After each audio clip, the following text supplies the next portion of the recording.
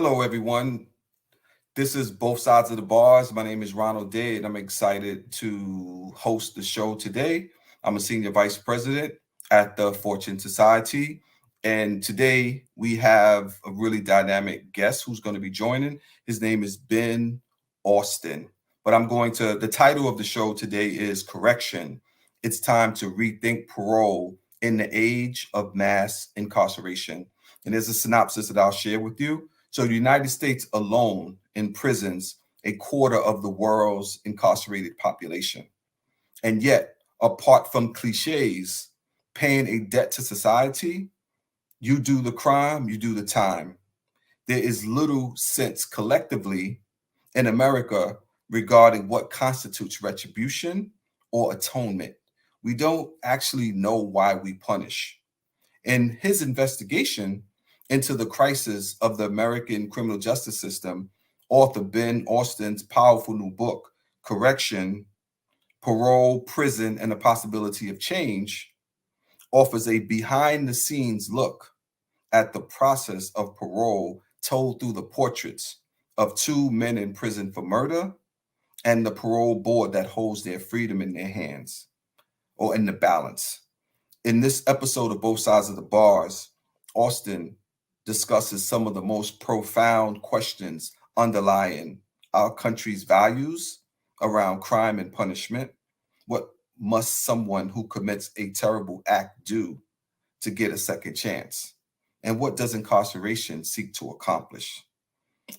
Our guest, Ben Austen, is a journalist from Chicago and the author of, again, the book Correction, Prison, Parole, and the Possibility of Change, and High Rises, Cabrini Green, and the Fate of American Public Housing. His writing has appeared in the New York Times Magazine, GQ, and many other publications. Ben, it's a pleasure to have you on Both Sides of the Bars. Ronald, it's great to be here. Thanks so much, and thanks for that great introduction. No, it's a pleasure. So we know, Ben, that there are about 4 million or so people that are on community supervision, right? Many of them are on probation, but close to 1 million are on parole, right? And your book talks about this issue. You're based in Chicago. You've done some research with some individuals who've gone before the parole board, and you know about the process and how challenging it can be for individuals, no matter how much time. It's a really like daunting experience for some individuals. I know because I had to go before the parole board myself. So tell us at a high level, what was it like for these individuals to experience the parole board and, going through that after serving, as what I got in the book, a fairly significant amount of time? Yeah, 50 years, half a century. Wow. There's something so basic about parole that makes sense. And I think it's good to keep that in mind, that as difficult as the system might be, parole is this idea that people change, that people evolve and people grow up as they're incarcerated. And the basic idea is that a judge at sentencing can't really know when somebody changes. So who could check in regularly with people in prison and see how they're doing and see when they're ready to go back to society? And so parole boards were created over 100 years in this country for that purpose. And as you're alluding to, it didn't really work out in an effective way. Parole decisions can be really subjective, or sort of human error. They can be biased and racist. They can be, not very transparent. There aren't a lot of ways to make sure that they're all being done in the same way. So the two guys I wrote about, one of them is Johnny Veal, the other one is Michael Henderson. They had been coming up to a parole board in Illinois since the 1970s and denied every time. Johnny Veal, in fact, had never gotten a single vote for parole, not one. And in part because he had a case that involved the murder of a police officer, and two, because he was saying he was innocent. And parole boards are usually in the business of trying to hear about remorse and rehabilitation, but they don't really want to hear about innocence, because that is more than even trying to assess the individual. That's like they have to assess the entire criminal justice system, right? They have to think about how police officers and prosecutors and judges and even previous parole boards had all gotten it wrong. Yeah, they want you to be accountable, but it's hard to be accountable for something if you're professing your innocence all the Yep. way through your convictions to the parole boards. Yeah, that's Yeah, exactly right. Yeah, it's like there's like an innocent prisoner's dilemma is what you're. It makes it much harder to come through. And parole is this sort of like backwater of the criminal justice system. Nobody really thinks about it that much, or nobody. I started going to these hearings in Illinois, and there were no other journalists there. There was nobody there.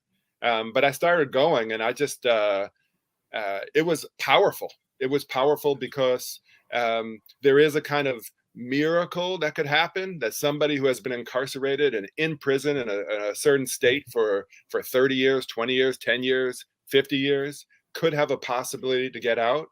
And also because I'm a storyteller, I'm a writer, and what I found at these hearings is it was like a storytelling contest of who could tell a more convincing story, who could tell a more powerful story in that moment, which, as you were saying, like, think about that pressure. Like, I can speak some words that can equal free or not. I mean, that pressure is unbelievable.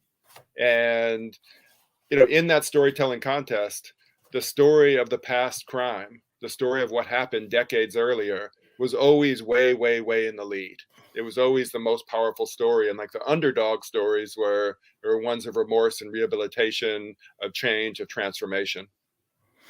thank you for that. And what many parole boards use are risk assessments, often to determine whether or not someone would pose a risk for recidivism or for causing harm once they are discharged. In our experience at the Fortune Society, we see that a lot of these risk assessments are utilized by the parole commissioners, but are not actually acted upon. So a person could be very low risk for recidivating and or for committing another crime or posing a public safety issue, but those assessments seem to be ignored. What was your experience in your research Yeah, with that's a respect to great that point, particular Ronald. issue?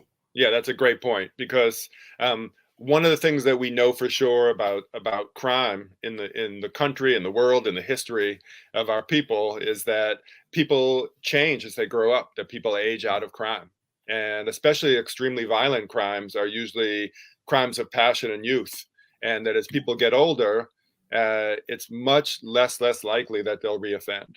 And so these risk assessment tools measure that accurately, that people as they age are very unlikely to commit another crime.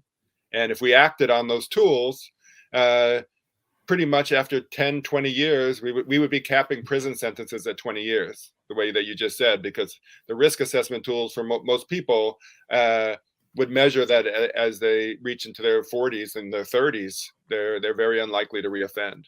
And so if we use those alone, we would be releasing far more people. And I think you're right that essentially the human beings who are looking at these algorithms then override them and say, well, I'm still worried about this. It just hasn't been enough time. And that's really the kind of decisions people make. I remember one parole board member told me that her first hearing she went to, another board member was looking at somebody who had been in for 35 years, and just an incredible record inside, tons of support on the outside, all likelihood to succeed. And the board member said, "You know what? I'm just not feeling it. Mm. I'm just not feeling it." Wow. And the other board member said, "Come on, like, what do you mean?" And started pressing her, and that man went free. But it's like, that's how arbitrary it could be. Two Yeah. people just in the mood in that moment. Because as you said, like, as far as assessment, that person was a no doubter, should be Yeah. out. Yeah. I mean, here they base the decisions mostly on what they call the nature of the crime. And the one thing we know is that the nature of the crime can never change. But people who are inside, they're doing many of the things for themselves while they're incarcerated to change, to show that they are different than the individuals who committed the crime. And for those who are innocent, I mean, it's a whole nother ball game to try to hold to that And, and and Ronald, if I could to just talk say, to parole. Yeah. yeah, what you just said about the nature of the crime, Yeah. or that the offense, every parole board across America uses some variation of that language. Yeah. That to release this person at this moment would be a detriment to the crime, would be wouldn't be equal commensurate to the offense. And as you said, it's a total paradox. It's a loophole, because crimes don't change. They don't. There's something, that's a fact. And so the thing that changes is a person, and all that time. So you're really just making an argument for for doing nothing. Yeah, for perpetual punishment. Here they say your release is incompatible with the welfare of society. Yeah. But like you said, the language is used anywhere. So now, okay, so the parole board process, people go, and some of them ultimately get out. And the what we see, not just I'm in New York, but we see it all over the country, is that once people are released to parole supervision, right now, the most recent statistic that I've seen is that about 42% of individuals end up returning to custody, and they return to custody for technical parole violations, right? So a much higher percent are back for like criminal offenses, right? But what did you learn in your research about the thousands and thousands of people who are released to society on parole, but then they end up going back for these technical parole violations, which are non-criminal offenses? Yeah. I mean, we have a mass supervision system that now feeds mass incarceration. It's like this perpetual motion of punishment machine. And as you said, 1 in 4 people, 25% of people entering prison, all state prisons in the country, are there not for committing another crime, but for violating the technical conditions of their parole. And if we cared about crime, if we cared about public safety, we wouldn't be sending 25% of the population, the prison population, back. Like that, though they're not committing crime. They're just not able to follow what are literally thousands and thousands of rules that people who are released must follow. So that's true in Illinois. That's true everywhere. There's a funny thing that people actually released by a parole board do better statistically than people who are released without any sort of the kind of vetting or sort of some kind of help, because people released even without a parole board are on supervision with the same kind of onerous rules that they must follow. Yeah, but it's like, at a time when people are most vulnerable, at a time when people need the most support, we as a country take away the most support. We take away it and make it much more difficult for people to find work, housing, relationships with their families. This is a moment we should be inundating people with services, and we do the exact opposite. That's what other countries do. Because not just that it's humane, but that it's actually it saves us money and it makes us more safe. We want people to succeed, right? I mean, that's the whole point. Yes. The sort of irony that we call our prison system in the country a correctional institution. We have guards who are called correctional officers. And if we were really in the business of corrections, if we cared about that, if we cared about rehabilitation, we would be outraged that so many people are returning to prison, and we would be doing whatever we could to make sure that they weren't, because we'd want this system to be doing what it purports to do, which is corrections. Yeah, indeed. What happened in New York recently is a lot of the advocates, including the Fortune Society, push for a law called less is more. So that's great, because what that does is going to reduce the chances that people go back for technical parole violations. So, and then there's also an incentive, like 1 day, as long as you're doing well for 1 day, you get another day of like good time or good credit, and you won't get violated for these technical things like missing a curfew or something like that, staying out, like I said, staying out late, leaving the jurisdiction, or some of these relatively minor things. Did you find in your research that laws like those are being passed in other jurisdictions? We feel very proud of that in New York, but it just happened recently, so we're looking to see the results of it. But we already see that the percentage of people that have been violated for technical parole violations is going down pretty precipitously. but we still have to see how this works in the long run.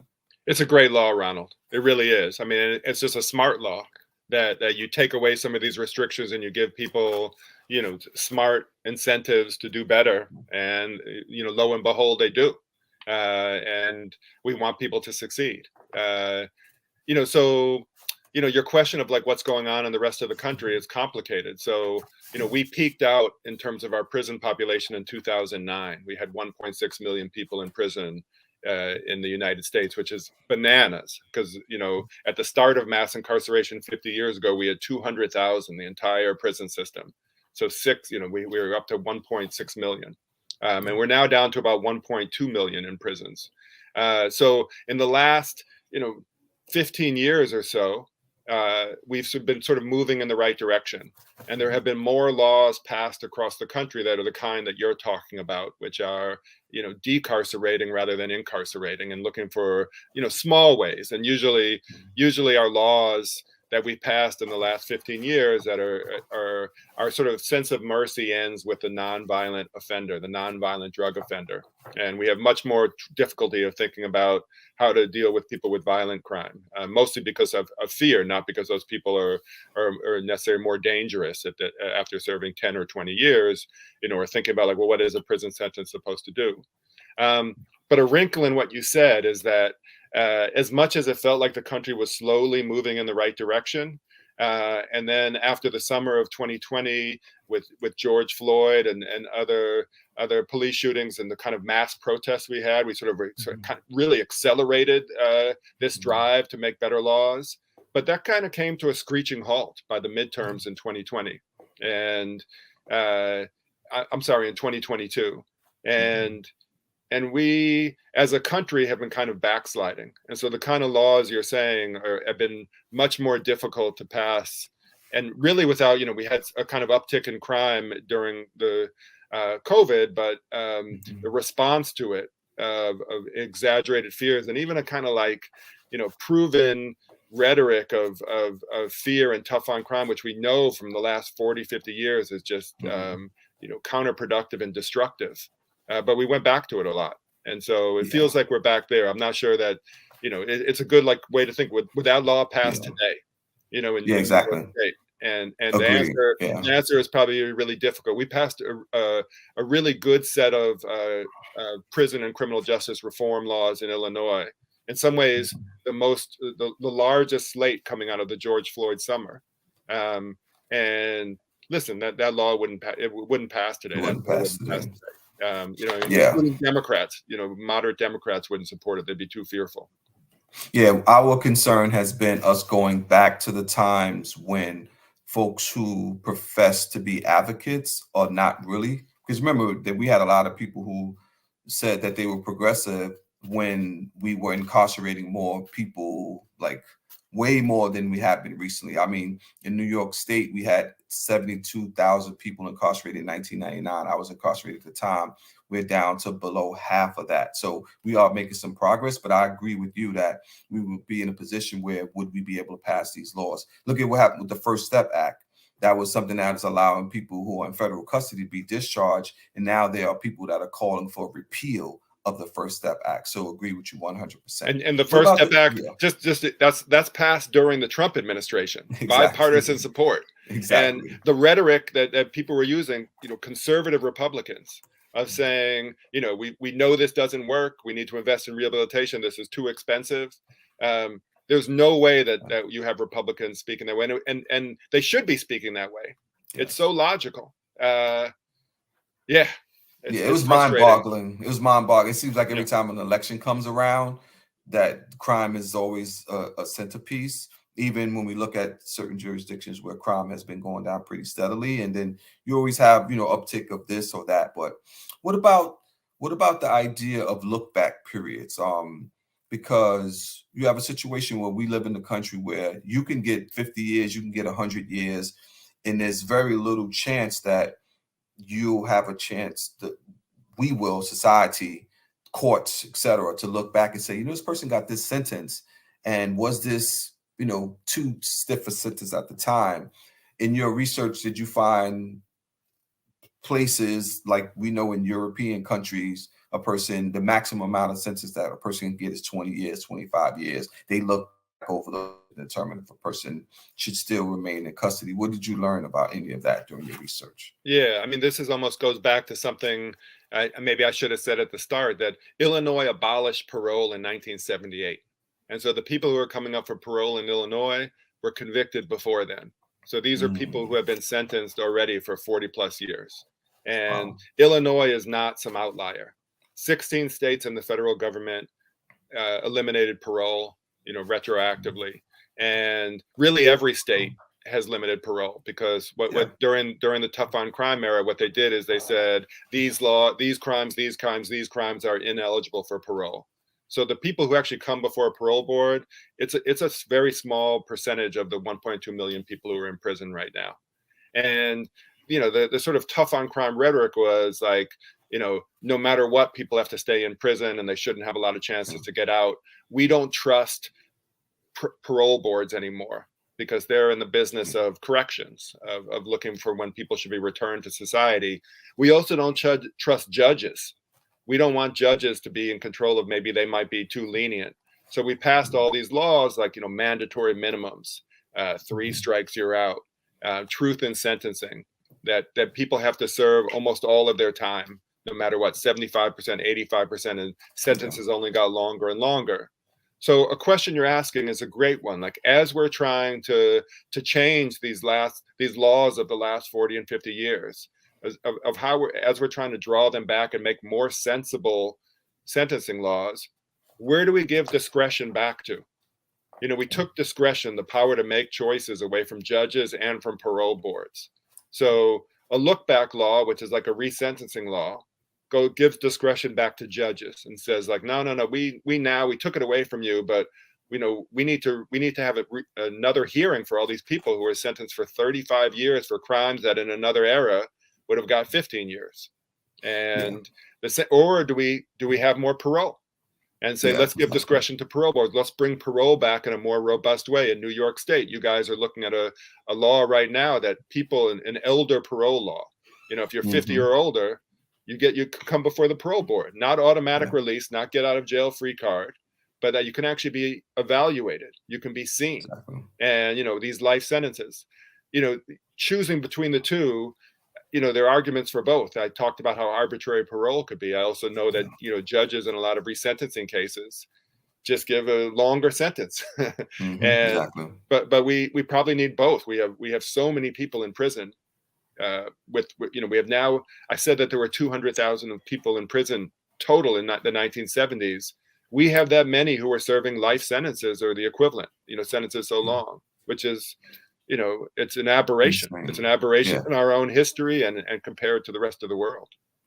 Yeah, exactly. I mean, in New York, the idea was to eliminate parole, but we still have indeterminate and determinate sentences happening at the same time. So most people are likely in prison for determinate sentences. So to your point, they're doing 85% of their time, but there's still thousands of people who are incarcerated with indeterminate sentences like I had, and you have to go to the parole board. So it's going to take a while, and you still can get sentenced. If it's your first conviction, you still can get an indeterminate sentence. So there are these parallel universes that really make it challenging to be able to, How did you feel, Ronald, when you came up to the parole board? How did you feel? Like, what were your nerves like? What was it like in terms of the kind of story?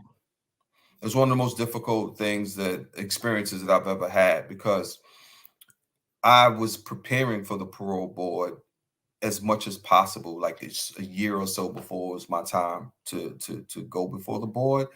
And because I had a violent offense, my friends would say to me, there's a small chance that you'll end up making the board, because we have in New York what's called the Deuce Club.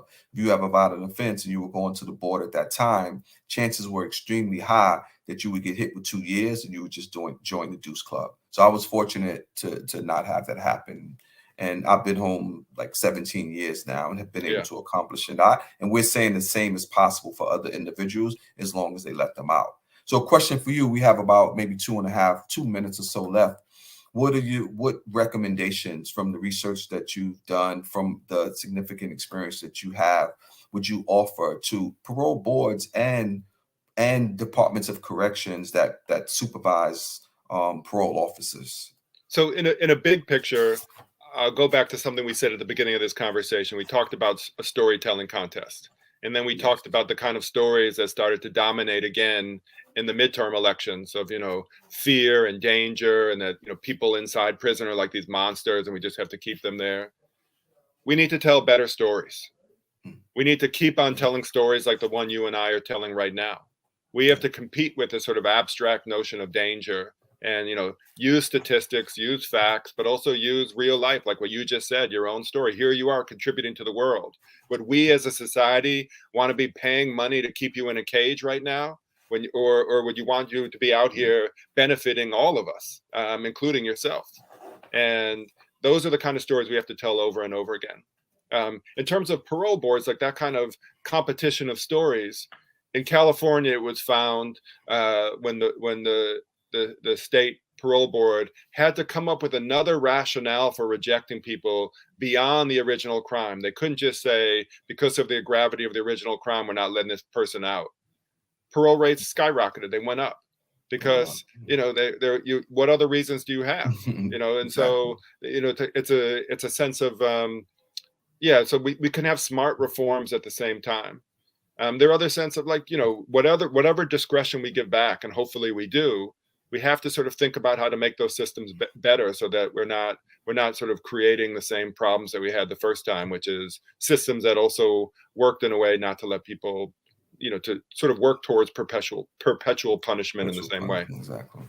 Thank you, Ben. This was a wonderful conversation. I would just echo the sentiment that we need to tell better stories. We need to tell stories of people who've been able to navigate the system and be successful in spite of all the obstacles that they face. So congratulations to you on the book. Yeah. Thank you for highlighting these stories. They're really important, and appreciate you. I appreciate you. Thank you so much for having me on. Yeah, take care.